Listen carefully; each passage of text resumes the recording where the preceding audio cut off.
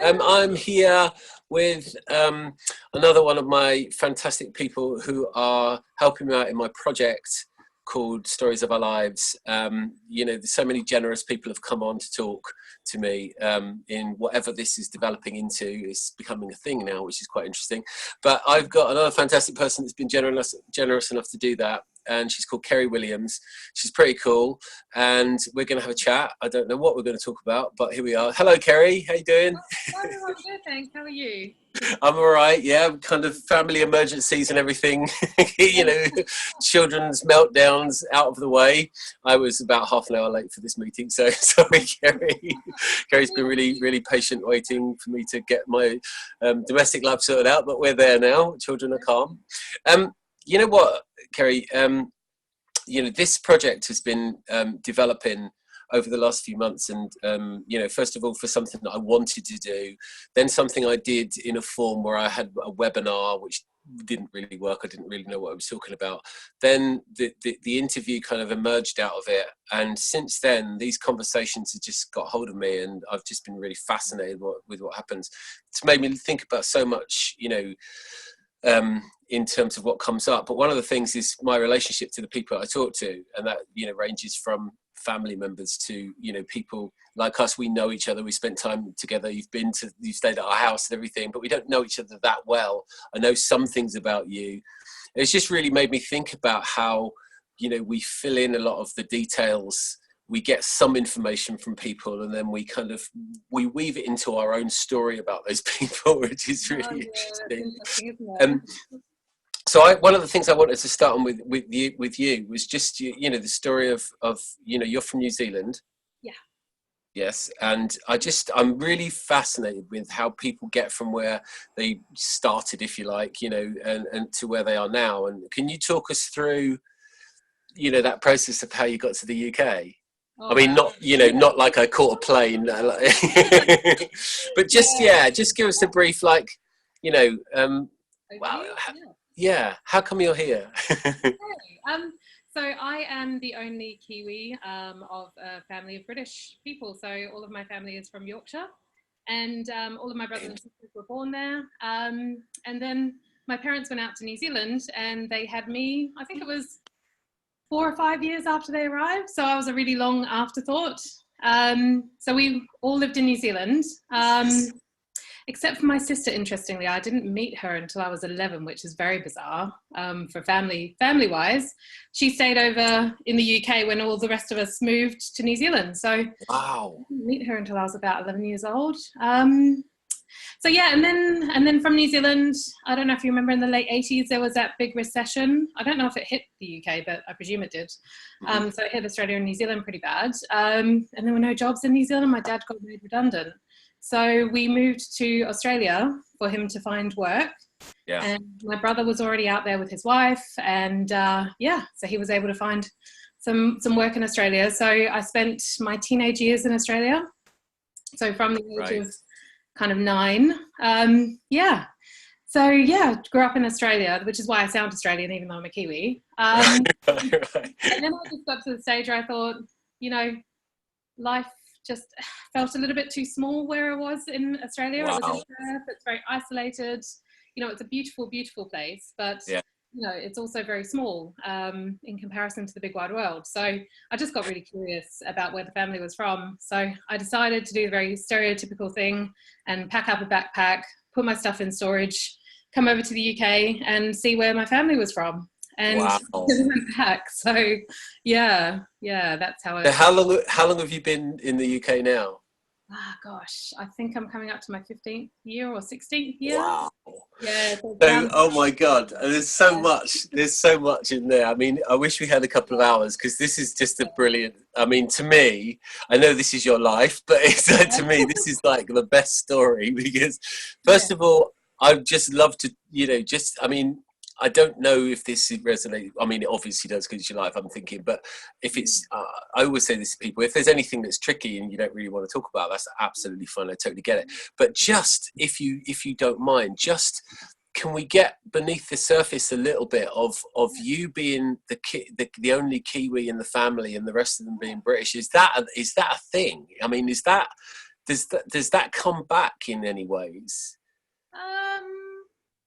I suppose, yeah. I mean, I kind of feel like I'm a little bit different culturally, I suppose. Yeah. So, well, maybe not completely, but yeah, I mean, there is that kind of stereotypical Britishness, isn't there? The reserved nature, the suppressing emotions, don't speak about things. Whereas I grew up in a culture where it's okay to speak about that stuff, even though maybe my parents didn't do that. So I've kind of had this juxtaposition of, you know, different cultures in that respect. So I do kind of witness that in my family a little bit as well. Right. I like feel a bit different sometimes because I'm quite emotional and sensitive, and I'm happy to speak about my emotions and getting into the nitty gritty and all that kind of stuff. Yeah. With my family are like that. They're wonderful people. They just do things differently, right? So right. Yeah. What about siblings? Is there you know, do you kind of transcend and you're just, that's just my sister and that's just my brother, or is there, you know, when the things get tough, it's like, you know, well, do you know what I mean? Is there that kind of like, does that, I suppose I'm interested in those tribal associations we have, you know what I mean? I'm this and you're this, and we have those kind of groups that we're part of. Like, like, I suppose, to give you an example, I had an American passport when I was a kid, and that just made me feel so special because nobody had an American passport, and the kids kind of treated me. I wasn't the coolest kid, but some of the kids thought I was pretty cool because of an American passport. I wasn't cool. I didn't do anything, but you know what I mean. And I'm fascinated by those things. So did that, you know, was within the family dynamic of the siblings, was there something?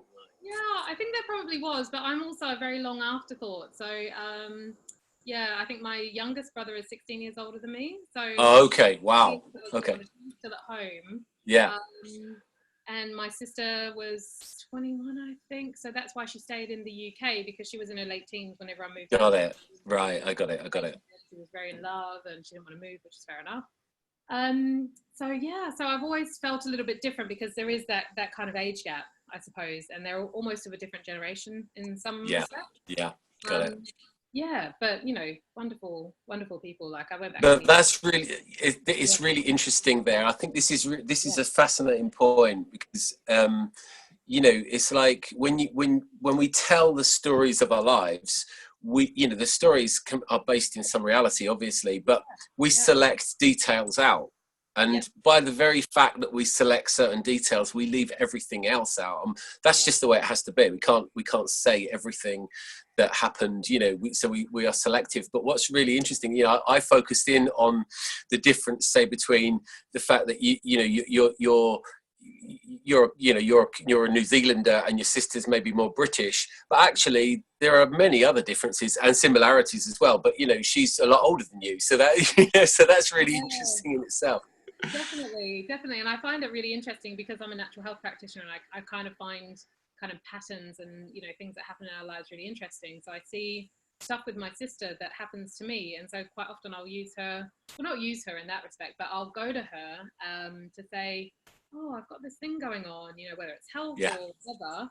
Did this happen to you? You know, and we've kind of had some of the same questions, which is so interesting, and similar kind of time frames as well. So so yeah, that's been really, really interesting.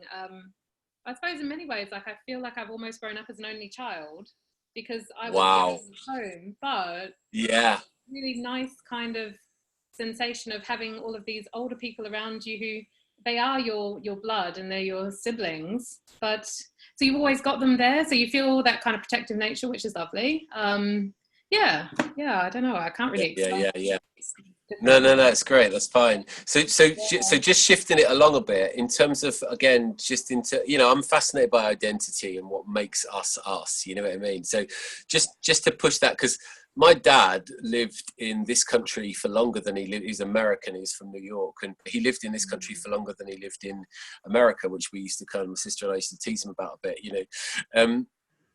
But it became evident to me later on in life that he was, you know, he maybe defended America more than he would have if he'd lived in the States, you know what I mean? And I just find that whole dynamic of being for want of a better word, a foreigner. Do you know what I mean? Like, how do you feel as being, especially in the light of the last couple of years with the Brexit stuff? I know it maybe doesn't affect you specifically, but what do you feel, how has your experience been? I mean, you've taken here, this is your home, you live here, but what's it like being, regarded as someone who's not from this country? Do you know what I mean? Oh, to be honest, I mean, I find the whole home thing really confusing, the whole home word really confusing, because I suppose technically New Zealand is my home, but, I haven't been there for such a long time now that I've got people I love there, but that's not where I grew up, so I don't have that firm kind of root there. And Australia was a place that I spent, my teenage years, and it was, what it was wonderful, but that's not home either. And then I feel at home in London to some degree because there's so much diversity. So I feel like it's all of those people who have come to a new place to start a different life. There's lots of those people around. So in that respect, I feel very at home. And then when I go out to other places in England where I've got other family, I feel quite foreign because they're proper English people who've just been for their life. You know what I mean? I find it really difficult to say where home is, and it does. I love it. Different. Yeah, but I feel at home probably in London because of the diversity. I think that is the big draw. I love that. Yeah. And it's really funny. I really share that as well, because I've always struggled to think of, I suppose the question is, where's your place? Yeah. And well, I suppose for me right now, London is my place because I thrive here in most respects. I just wish it was sunnier and warmer. That's all. Yes. That's the only thing. But yeah, totally. I love, the kind of culture and everything that's going on. I know it's scary with some of the terrorist stuff that goes on, but at the end of the day, there's millions of people living here, and we get by day to day. I think you have to be very, very unlucky to be in that situation, which is just horrific. Yeah. It's kind of scary, but at the same time, there's so much good stuff going on here as well, Yeah. So, Absolutely. It's just a fascinating thing, I think, in terms of that. I just love that question because it's not answerable, really. We try and answer it, but it's like, where's home, or where, where do you feel at home? All of those questions are so funny because you kind of, we try and think about them, theorize about them, but it's a feeling that's right in you, isn't it?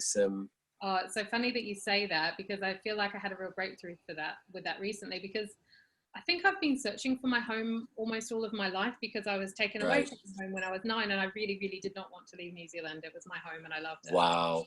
Yeah. I was very resistant to the big move, and I feel like I never really settled in Australia. And so I feel like I've been searching for that home base pretty much since I was 9 years old. And I've always had this idea in the back of my mind, maybe I'll go back to New Zealand and find that there. But then it just clicked recently that actually it's probably not about the place, but it's about that feeling that I had when I was in New Zealand. And, we had our family around, we had our community. It all felt very safe and stable. Right. That is what I'm looking for, actually. That's what home is, So it's you know what? That is, you just nailed it right there. It's not necessarily place, is it? It's not where you are. What's that thing they say? Wherever you go, there you are. Yeah. It's like, whatever that feeling isn't just about geographical location. It's about everything you just said. Oh, that's fantastic. I love that. I'm so glad you said that. That's brilliant. And all that kind of stuff. There's so much. Yeah. They might be a bit cliched, but actually there's so much truth in that. Yeah. A lot of those cliches have at the core of something in them, don't they?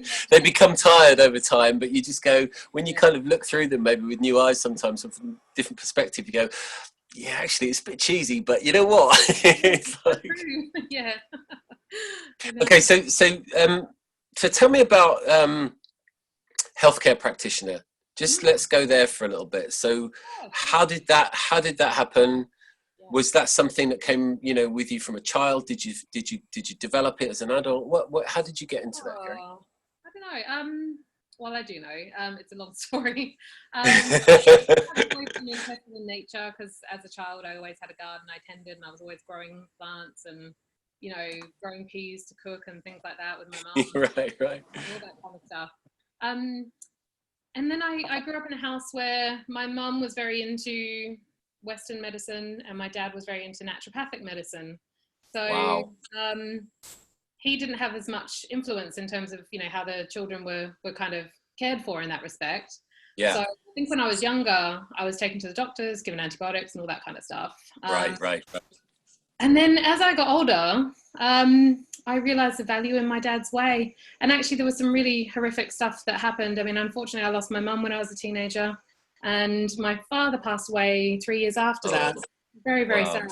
And I know I've worked on it a huge amount and processed a lot, and I still feel bad about it. But we believe that my mum died from a drug interaction, because she was prescribed blood pressure medication 2 weeks before she had an aneurysm. So we found this prescription in her drawer after we were clearing up the room, and she was just gone so quickly. And even at that time, I was 16, and we were all talking about it, saying, how can this be that she has a medication and then 2 weeks later she has a really big event like that? It just didn't seem like it could be not linked, even though it was. So that was probably the big thing that was the big catalyst for me. And then as I got to know my dad a little bit more after Mum was gone, we became quite close, which we hadn't before. And I had throat stuff going on. So he was always saying, look, eat some raw garlic, and it's so disgusting, but the antibiotics weren't working, and I had this throat thing that was getting worse and worse. So one time he just said, look, just try it. I know it's gross, but just try it. It works really well for me. So I did. And the next day it was gone and it didn't come back. Wow. Like, wow. So over time, I just got more and more interested in the whole, the herbal approach versus the Western medicine approach, and how all that came about. And I think as part of processing my grief, if I'm honest, as well, I kind of felt like there was a real axe to grind around, for me, helping people to kind of choose a different approach rather than a Western medicine approach that might be damaging if it's an everyday thing. Because, when I say that, I'm not saying there's no good in Western medicine, because there's huge, amazing things that happen, but, within that world. But if we're just treating a cold or a flu or, a hormone imbalance or something like that, there's so much we can do with herbs before we pull the big guns out and bring in the drugs that have side effects that can really do some massive damage. So I think that's probably part of the reason why I trained, was because I had a bit of an axe to grind. But as I healed the grief, I started to find that my drive around that became less and less, and I started to just love what is and accept my journey for what it was, and that that was meant to happen, and it's been formative for my development in other ways. So that's how it all came about, to be honest. So I'm less of a kind of activist around it now, as I've right. But I find it so fascinating. It's I mean, you just tell the story so eloquently. I love it. It's just, I've got so many things. I don't make notes, so I just try and do it totally off the top of my head. But you know what? I'm trying to make mental notes because I've got a few things to say. First of all, I just wanted to say, you know what? I love what you said about the whole Western medicine thing, because I think it's not to say, that Western medicine is wrong or anything. It's just that I think when something works, it obviously does work. I think the trouble is it becomes it almost becomes its own panacea. And you kind of go, well, we have to treat everything medically then. And, sometimes, so Keri and I talk quite often, we say, how much would the NHS save if the first point of call for every single patient was to talk to someone for as long as they wanted to talk? I reckon the NHS would save itself billions of pounds, because I think most people are in their heads. And if they were able to talk to someone with expertise, they would be reassured, and actually within a week it would be gone. But I think what happens is, we medicalize these things so early. And I my worry about it is that, I think the medicine bit is okay, but when you get medicine and profit margins coming in, that's what worries me about it. It's kind of like, but listen, let's not get too, because we can both get on our soapboxes about that, and I don't want to take it there. But I got a couple of things. First thing I must say, I keep forgetting to say this right at the start. So I've got this little thing where I ask people to tell, at the end of the interview or the conversation, I want you to tell me a story about a song that means something to you. It can be any type of song, whatever it is. And what's fascinating is that you're doing it right now. You've done that kind of look up, and your mind's processing that. The first thing that I don't think about it. Don't tell me. This is what the interesting thing is. It's got to be going on in the back of your mind while we're talking. So I think that's really funny. The other thing I wanted to ask you was, so two more things. I've remembered them all. This is amazing. So firstly,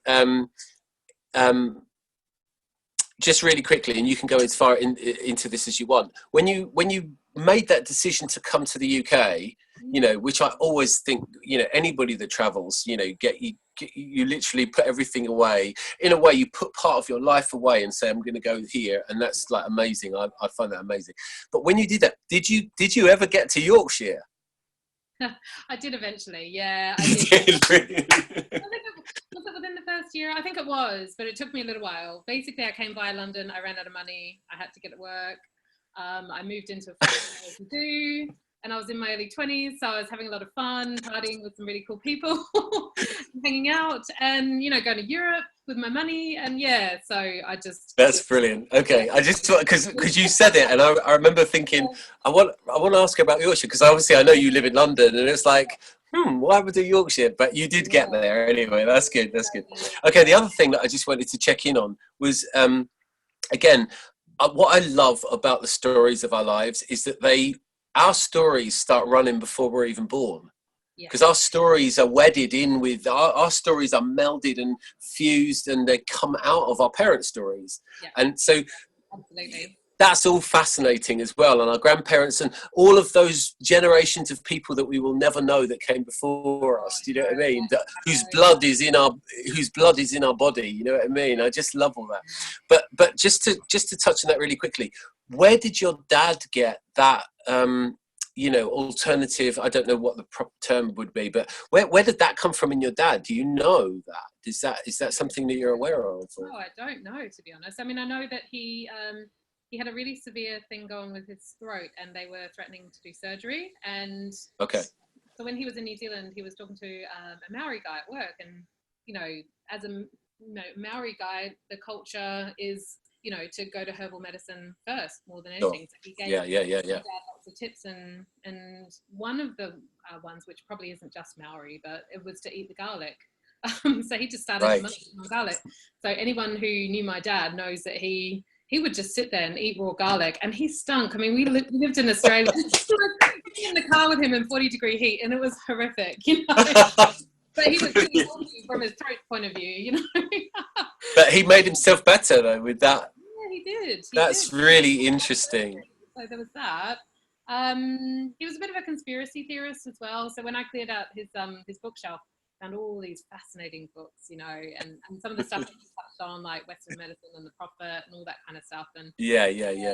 Very interesting theories on life. So I think this is so beautiful about, you know, just our families and how, you know, I think we've talked about this actually, you know, you're born into a world that precedes you, you know what I mean? You don't have any say in how it's set up, because you're in the care of other people until you're, you know, 4 or 5, and you start getting your own personality and everything. But, you know, that's really fascinating, that you kind of have to learn how the world works, a world that you find quite strange at the beginning and everything.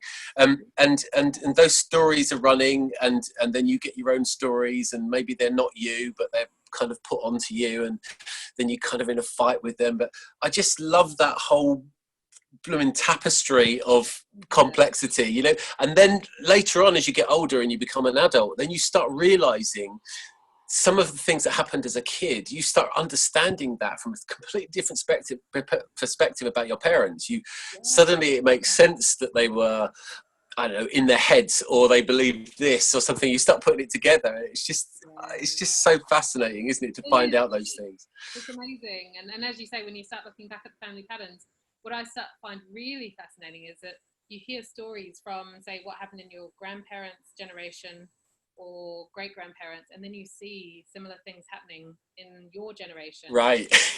That is really, like, how does that happen? That is incredible. You know, that there is something, isn't there? That's not even just health stuff, but I mean, you know, situations in life. I mean, right. It kind of blows my mind. Yeah, definitely. That's brilliant. I love it. Okay, so one of the things I'm really interested in, and this project is at some point going to develop an aspect that kind of leads into this. Actually, I'm not even going to hedge it. I'm kind of hedging it a little bit. I think this space this connective space of two people talking and just genuinely trying to tell each other about who they are, maybe, because I realize that I'm doing it just as much as you are, really. It's a pretty cool space, do you know what I mean? And I actually think there is something that is really valuable in doing this. So this question comes really from this honest kind of desire to know what this is. But so I'm interested in how we thrive and how we flourish. And obviously it's going to be slightly individual difference, but like, what's flourishing to you, Keri? What is it when humans really thrive? That is really interesting. I believe, because I've trained as a homeopath and other things, we talk a lot about emotions, and I'm a very emotional person. I really believe that we thrive when we are able to express ourselves fully and heal that which we're holding on to. Wow. You know, and that allows us to thrive, you know, in terms of where we're living, who we're in relationship with, you know, financially. If you have helped if you've dealt with those blocks around whatever it is that you might be holding on to, it frees up that energy and that headspace in order for you to get to the next stage to thrive, in whatever way that might be. So that's probably my take on it.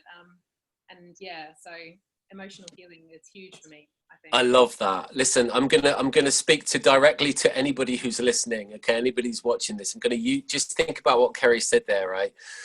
If you know what, you might have a story, or I'll call it a story, you can call it whatever you want. There might be something in your life that you've been hiding, or, you know, a part of you that you really want to express, and Keri's just articulated it so brilliantly. It's like, that might be such a tiny block for you that can release you to do magnificent things. It might just be, and all you need is a witness. And it sounds fluffy, but all you need is someone to listen to you articulate that. That's all it might be. And then, you know what? You unburden yourself with that shit that you've been, that crap story that you've been carrying around about yourself for 20 years. It's complete bollocks.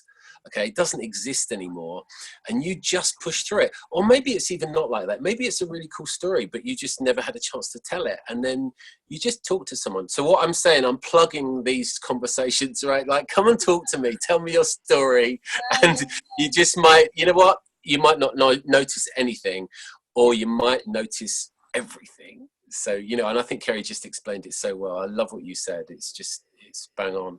Listen, I'm gonna push on with some questions. I'm gonna ask you a few. I just said it's bang on. I can't believe I said that. I'm trying to be really professional here, and I just went, it's bang on. God, I'm such a. That's a good thing to say on the story point. I love the way that you reframe that to say, yeah, it is all about telling your story, right? And to heal that story, but also there's something about rewriting our stories as well, because you're holding on to that from the past and you're rewriting it. I love what you're doing with that and putting it into the story format. That's really a key for me about this whole thing. It's something that, you know, I've worked with in kind of literary fiction stories for a while, and it started to become clear to me over the last, I don't know, probably 10 years, and I didn't even really notice it, that you know, the stories we tell about the world are based in reality, but they are largely fictional, even if only because they're selective.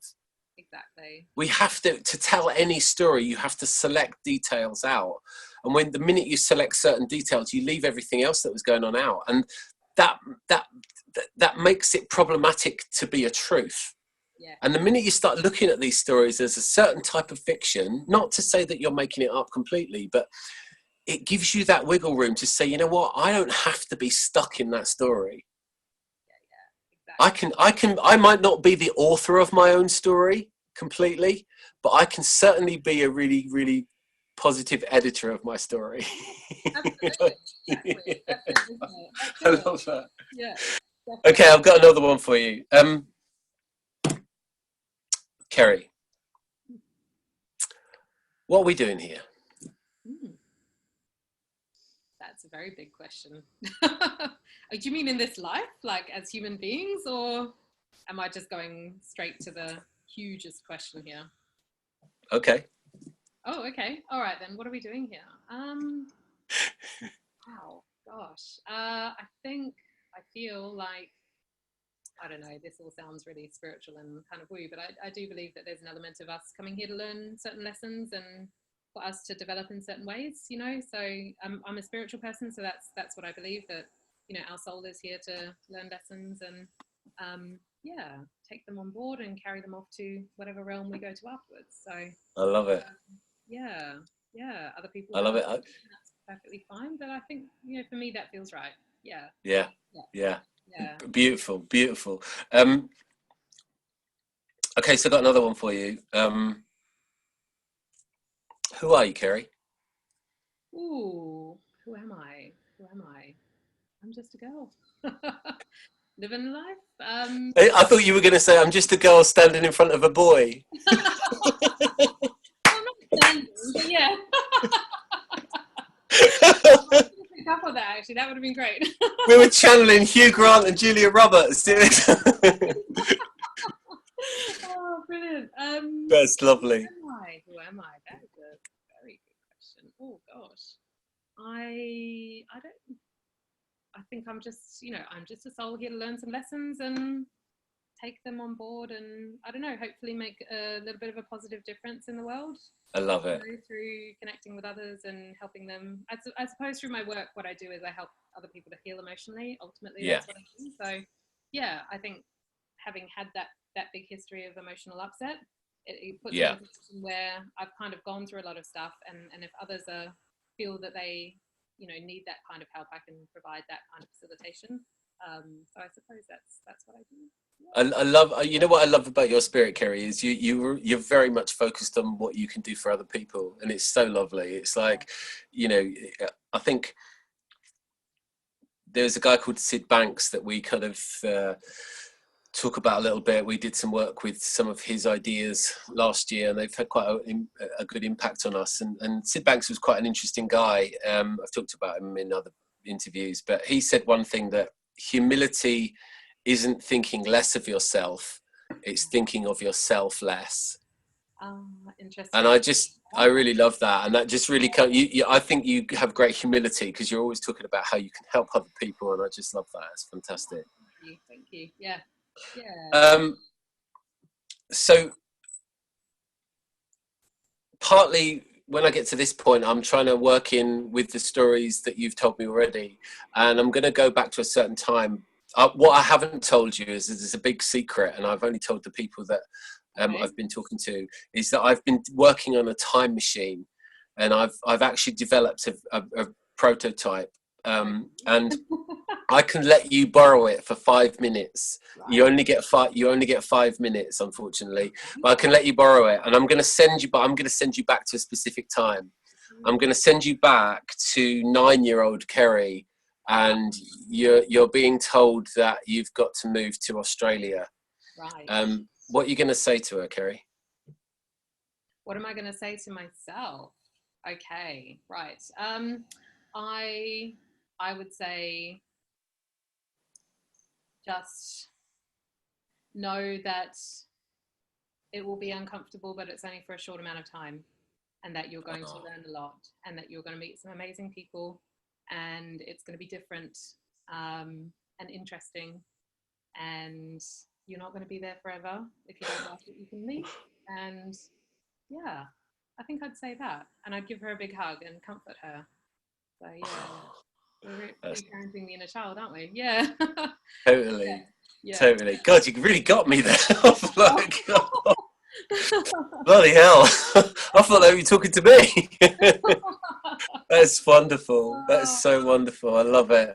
Do you know what, that question, it just gets me, because the amount of times people say, I say, what would you say? And people say, it's going to be okay.